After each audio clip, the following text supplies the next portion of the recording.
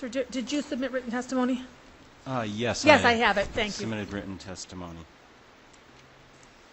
Thank you. Go ahead. And I'll follow along with it, but I'll kind of skew from it as well. My name is Douglas Morrow, Harwinton, Connecticut. I'm a father of two wonderful, beautiful children, my son Jackson Morrow and Corinne Morrow. They're both teens. I love them very much, and I have not been allowed to have any meaningful contact with my children in over 5 years. Without my request or full agreement, Attorney Michael Fasano Sr. was appointed GAL post-judgment for my children in 2008. Prior to this, our first divorce decree, or the original, was formulated and signed off on in 2003 for a shared physical custody plan. That was in place for 5 years, and it was wonderful. The children enjoyed having two households. We both lived in the same town.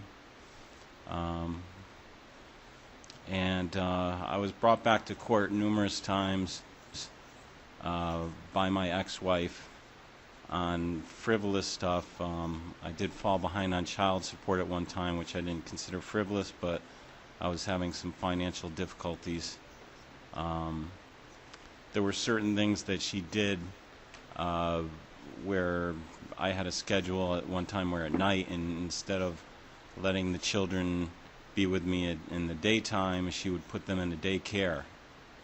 And even though I didn't have a high income, she would want me to pay for half the daycare as well, which I did to the best of my abilities. The GAL billed, once he was assigned, it was really a fiasco. He billed me beyond my abilities of what I could afford at the time. And I made it clear to everyone at the time he was appointed I was out on short-term disability, not making that much money, and no one really seemed to care. The final billing from the GAL amounted close to around $35,000. That was over 5 years. 5 years. I was going to ask for what period. 5 years. Thanks. And the GAL actually met with the children less than a total of 5 hours in the 5 years.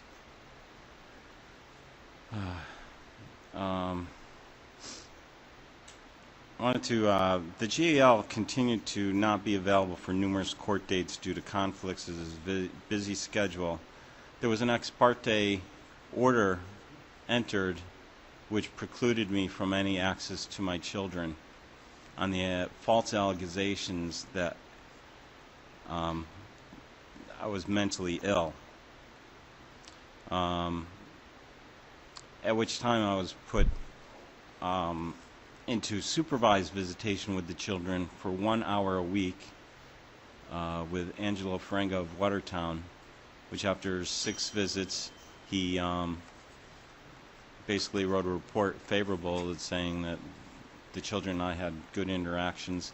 And Michael Fasano, I heard that guardian ad litem can't put motions forward, but he put a motion that there was a psychological evaluation done, which I took, and that took over probably a year and a half before the guardian ad litem approved who I could go see, at which point I had at least 5 different doctors that were all saying that there should be nothing that precludes me from access to my children.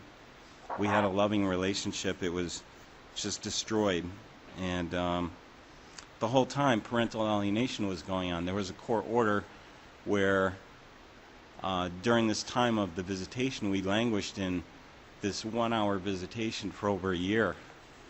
And that contributed to the alienation to make my children think there was actually something wrong with me.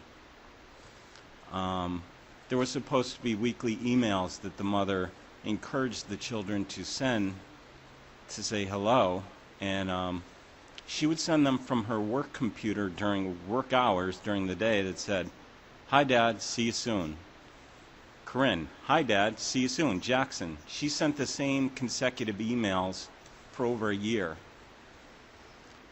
the guardian ad litem was aware of all this activity, and he chose to do nothing. He looked the other way. He didn't want to get involved, and if I questioned it, I was put on notice that I was just being a pain in the neck. In his quest to pick up a psychologist for the evaluation, instead of making phone calls, he would send regular mail out to doctors trying to solicit them to do an evaluation, which was, none of it was paid for by any insurance. When it was finally said and done, Dr.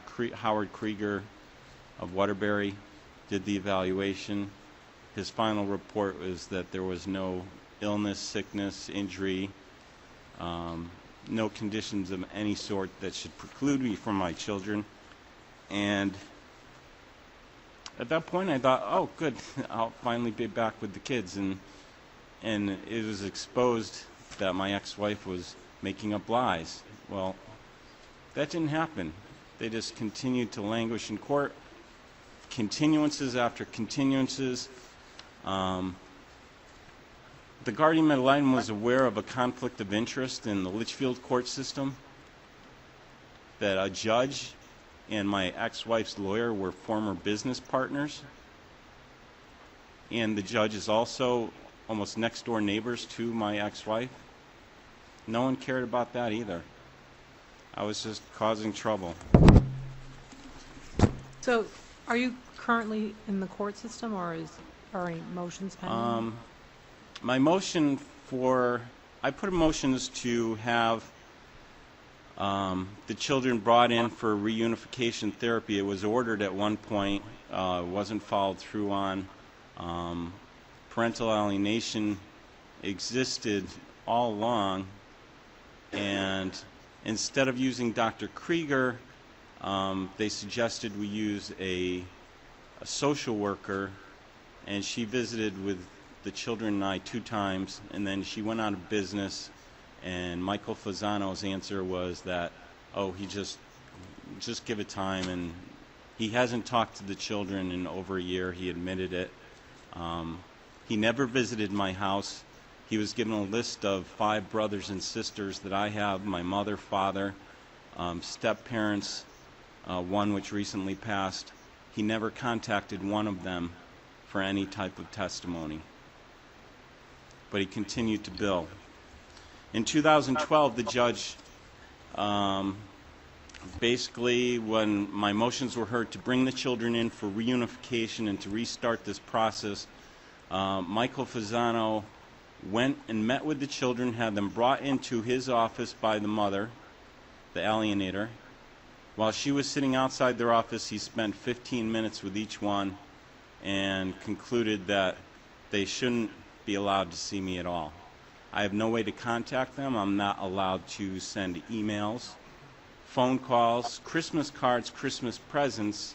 I've been basically vanquished and made to disappear. Thank you. Your time's been up for a little while, so if there's any more questions, thank you very much. I'm sorry, Mr. Weissmuller. You said that the total bill for the guardian ad litem was $35,000 in 5 years. Did you submit a copy of that with your testimony, or do you intend to? No, but I can forward it to the email address. Okay. Did it include a breakdown of all of the stuff that he did? Is that when I questioned him on certain things, like there was one time in court he testified he met with my children, but I could not find any time. I was looking specifically in the billing where he met with my children and solicited this testimony. It was not there. The hours, it was just, and then when I would make a payment to them, I would deliver cash to their office, and then they would send a bill and the payment wouldn't be in. They explained that the payment doesn't get applied until they actually deposit it, even though I was giving them cash. Okay, and in the 5 years, how many times roughly did you have court dates to go to? Continuance after continuance, there was probably, I would say, 8 to 12 different court dates. Okay. Every time I would file a motion such as this to see my children, or to have them brought in to see Dr. Krieger since Carolyn Finley was out of business, it was blocked or a motion for contempt would be filed. Okay, And once the psychological evaluation was completed, Michael Fasano, the GAL, sat on that, and he never brought the results back to court. I had another attorney who wasn't retained get a copy for me from Dr. Krieger so I could hand deliver it into court with my motions, which the other side tried to object, but the judge finally accepted to get the results admitted. And that was 2012, and I don't have the resources or I don't know what to do. in the last parenting plan that you had in place, because it sounds like you had a parenting plan, but then all of a sudden it's just been an order, but you're not operating under the old parenting plan at all, is that correct? That's correct. And there's I used to have a shared physical custody. It was as close to 50% with a flexibility if the children had to go somewhere or be somewhere, but they were with me half a week. They had a home. All their toys, everything in the room just got ignored. They were just taken away. There was never any violence. I don't drink. I don't do drugs. It just made no sense. And if anything I thought that I did wrong, it was to trust that the system or justice would prevail. Okay. Thank you. Thank you.